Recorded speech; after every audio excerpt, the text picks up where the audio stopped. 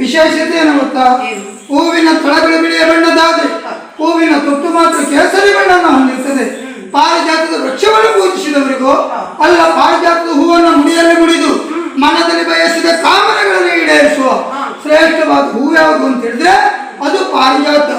ಇನ್ನು ದೇವತೆಗಳಿಗೆಲ್ಲವರಿಗೂ ಅತ್ಯಂತ ಪ್ರಿಯವಾಗಿರುವಂತ ಸುಮ ಯಾವುದು ಅಂತ ಹೇಳಿದ್ರೆ ಅದು ಪಾರಿಜಾತದ ಹೂವು. ಇದರ ಬಗ್ಗೆ ವಿವರಣೆಯನ್ನು ನೀಡಿದ ಹಾಗಾಯ್ತಲ್ಲ, ಮತ್ತೆ ಇನ್ನು ನಿಲ್ಲುವುದಲ್ಲ, ಇನ್ನು ತಿರುಗಾಟ ಮಾಡುವುದು.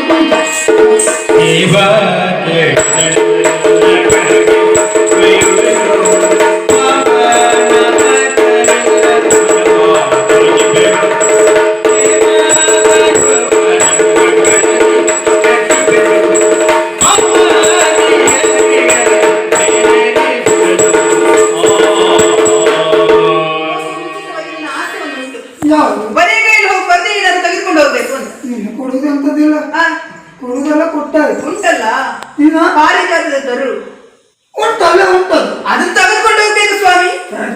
ನೀವು ಕೊಟ್ಟಂತ ಮಾತು ಪಾರಿಜಾತ ತರು ಹೂವಿಂದ ಪಾರಿಜಾತ ತರುವನ್ನು ತಂದು ಕೊಡುತ್ತೇನೆ ಎನ್ನುವುದಾಗಿ ಅಂದು ಆಡುವಂತ ಮಾತು ಹೋದಾದ್ರೆ ಮನೆಯ ಅಂಗಳದಲ್ಲಿ ಇಟ್ಟು ಪೂಜಿಸ್ತೇನೆ. ಭಾವಕೀಯರಿಗಿಂತ ಮಿಗಿಲಾಗಬೇಕಿರುವಂತ ಆಸೆಯನ್ನು ಹೊಂದಿದ್ದೇನೆ. ಹಾಗಾಗಿ ದೊರಕಿತ್ಕೊಡಿ.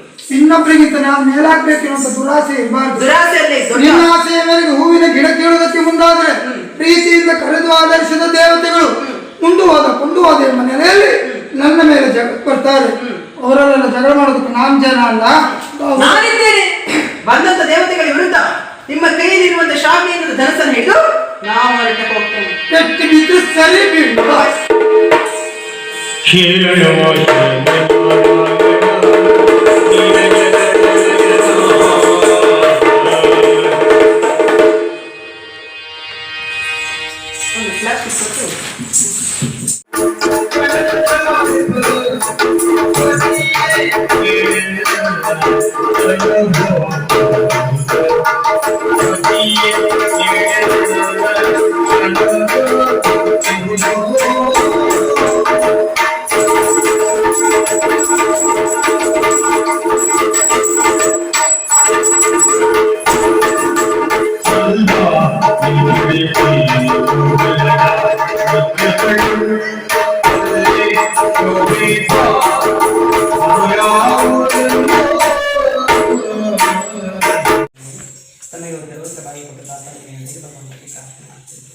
ಬರ್ತೇನೆ.